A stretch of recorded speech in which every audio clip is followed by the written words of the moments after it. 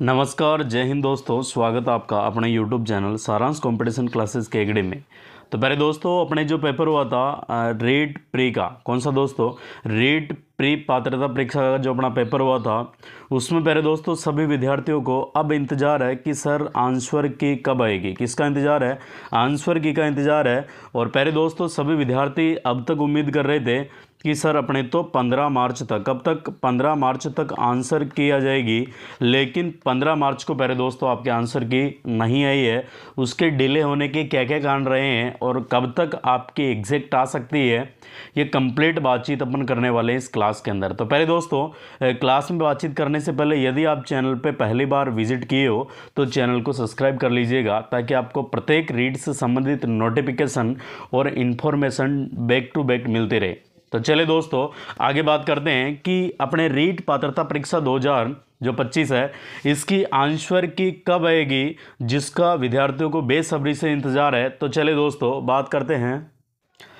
तो प्यारे मित्रों, सबसे विशेष बात अपने इस क्लास की, और ये कौन सी, कि रीट प्री आंसर की सर इसका क्या मुद्दा है। विद्यार्थी इंतजार करते करते थक चुके हैं, और सबसे ज़्यादा इंतजार वो विद्यार्थी कर रहे हैं जिनको लग रहा है कि सर हमारे या तो अपने जो पासिंग मार्क है उनसे 2-5 क्वेश्चन ज़्यादा हो रहे हैं, या उनके आसपास आ रहे हैं। वो विद्यार्थी न तो मेंस की तैयारी शुरू कर पा रहे हैं, और केवल एक इंतजार में बैठे हैं कि कब सर हमारे आंसर की आएगी, हम मिलान करेंगे और आगे वाले तैयारी हम शुरू करेंगे। तो पहले दोस्तों ध्यान से देखिएगा, आपके जो बोर्ड का आपके जवाब मिला इस बात का, वो क्या मिला है कि रीट पात्रता परीक्षा 2025 की आंसर की 20 से 25, कितनी प्यारे दोस्तों, 20 से 25 मार्च तक आपकी क्या कर दी जाएगी, अपलोड कर दी जाएगी विथ पेपर सहित। पेपर सहित प्यारे दोस्तों आपके 20 से लेकर 25, अभी जो मार्च का महीना चल रहा है आपके, इसमें क्या कर दी जाएगी, अपलोड कर दी जाएगी। इसके अलावा प्यारे दोस्तों ये जो डिले होने का कारण है, ये लेट होने का, आंसर की लेट होने का कारण है, वो कारण क्या है कि ये जो अपना होली का सीन चला, होली और बोर्ड की परीक्षाएं चल रही है, आपको पता है जो बोर्ड क्लासेज हैं उनकी परीक्षाएं चल रही है। इसी कारण से पहले दोस्तों आपके आंसर की देने के अंदर क्या लग गया, टाइम लग गया। और ओ मार्कशीट की भी क्या चल रही है दोस्तों, आपके स्कैनिंग चल रही है। क्या चल रही है? स्कैनिंग यानी जांच चल रही है। तो यहाँ तक का मामला क्लियर है। यानी पहले दोस्तों अपन बात करें कि लगभग आपके ये जो अपने डेट बताई है ना, 20 से लेकर 25 मार्च तक आपके आंसर की जारी हो जाएगी। इसके बाद में विद्यार्थियों को क्लियर हो जाएगा कि किन किन विद्यार्थियों का आपके यानी आंसर की क्लियर हो रही है और किन किन विद्यार्थियों के आपके दिक्कतें आ रही है। तो ये विशेष बात हो गई। अब इसके अलावा विशेष बात करें पहले दोस्तों कि, तो पहले दोस्तों अपने आंसर की का अपन ने देख लिया कि आंसर की आ जाएगी आपकी 20 से 25 मार्च तक, यानी इनके बीच में कभी भी आपकी जारी हो जाएगी। अब विशेष बात करें अपन कि पेपर का किस लेवल का क्या प्रकार था और किस किस पार्ट में विद्यार्थियों को दिक्कत आई थी और किस आधार पे क्या नॉर्मलाइजेशन होगा कि नहीं होगा, एक कंप्लीट बातचीत करते हैं। तो चले दोस्तों बात करते हैं। तो पहले दोस्तों यहाँ से अपन बात करें कि अब आपके पात्रता परीक्षा हो चुकी है, रीट पात्रता हो चुकी है। अब विद्यार्थियों के पास है मौका किसका, यानी रीट मेंस तैयारी का। किसका है? रीट मेंस तैयारी का मौका है पहले दोस्तों आपके पास।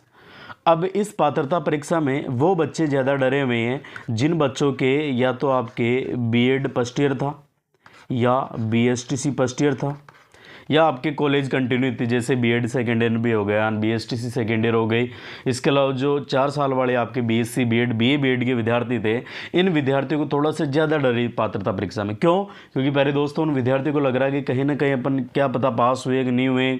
और सबसे बड़ा मुद्दा है कि अगर इसमें पात्रता में पास नहीं हुए विद्यार्थी तो फिर मेंस की तैयारी वो नहीं कर पाएंगे, सीधी सी बात। पहले दोस्तों जैसे आपके पात्रता ये क्लियर हो जाएगी, क्लियर होने के बाद में फिर आप मेंस की तैयारी करोगे। अब इससे पहले विशेष बातें क्या रहेगी कि जैसे अपने अभी ये पेपर हुआ, इस पेपर के अंदर पहले दोस्तों यदि इसका एनालिसिस करें अपन, तो जो रीट लेवल फर्स्ट के विद्यार्थी थे, किसके, रीट L1 के विद्यार्थी थे, इन L1 के विद्यार्थियों ने पहले दोस्तों 2 चीज़ों को के में लिया था। एक तो लिया था मनोविज्ञान को, किसको, एक तो मनोविज्ञान को, और एक लिया था पर्यावरण को। विद्यार्थियों ने देखा था कि इनको तो क्या है पढ़ना, वैसे अपन क्वेश्चंस कर लेंगे, मनोविज्ञान में अपने कॉमन सेंस के प्रश्न आएंगे, पर्यावरण में अपने ऐसे ही जो भी जीके वगैरह के छोटे मोटे प्रश्न वो आएंगे। लेकिन प्यारे दोस्तों इस बार एग्जामिनर खेल गया और उसने क्या किया, मनोविज्ञान के अंदर आपके अप्लाइड क्वेश्चन दे दिए भाई सारे।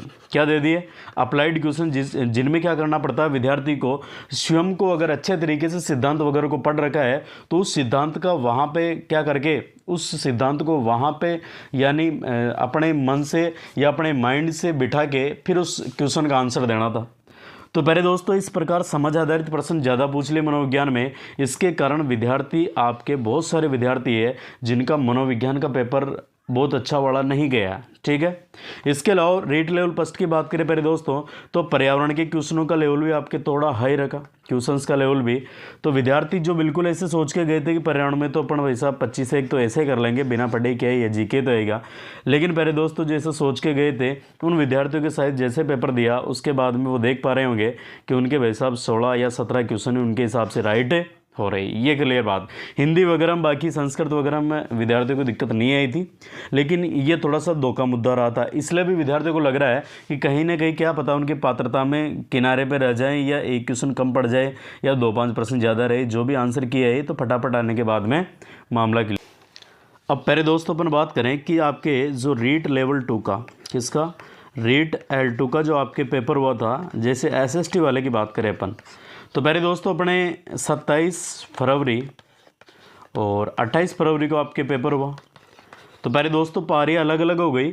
तो इसमें जो एक्चुअली में आपके हार्ड पेपर आया था ना, वो 28 फरवरी वाला हार्ड पेपर था आपके। तो इसमें पहले दोस्तों आपके नॉर्मलाइजेशन होगा, और नॉर्मलाइजेशन के तहत आपके 28 फरवरी वाले जो विद्यार्थी है इनको पहले दोस्तों आपके क्या होगा, फ़ायदा होगा।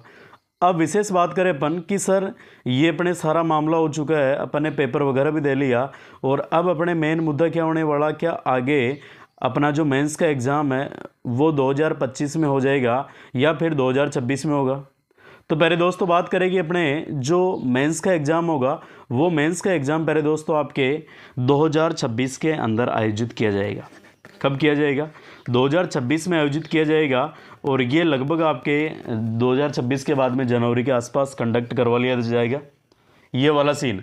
तो पहले दोस्तों अब क्या करना आपको, ये जो बीच का समय है इसके अंदर मेंस की ऐसी धमाकेदार वाली तैयारी करनी है कि सीधा डायरेक्ट आपका सिलेक्शन हो जाए। क्योंकि पहले दोस्तों इस बार अपने रेट के अंदर पद कम आने वाले हैं, कोई ज़्यादा पिछली बार के जैसे इनके है ना इतने ज़्यादा कोई बड़ी संख्या में पद नहीं आएंगे। इसलिए पहले दोस्तों अब की बार जिन विद्यार्थियों को सिलेक्शन लेना है उनको आपकी सीरियस होकर अच्छी वाली तैयारी करनी पड़ेगी, और लगभग बार बार सिलेबस का क्या करना पड़ेगा, रिवीजन करना पड़ेगा। क्या करना पड़ेगा दोस्तों, सिलेबस का रिवीजन करना पड़ेगा। इसके बाद में जब पूर्ण तैयारी हो जाए तो फिर अपना रेट का एग्ज़ाम मेंस वाला आ जाएगा। तो पहले दोस्तों जिन भी विद्यार्थियों को लग रहा है कि आपके पात्रता क्लियर है, या जिनके पहले की पात्रता भी क्लियर है, तो पहले दोस्तों अब आराम से लग जाओ तैयारी के अंदर।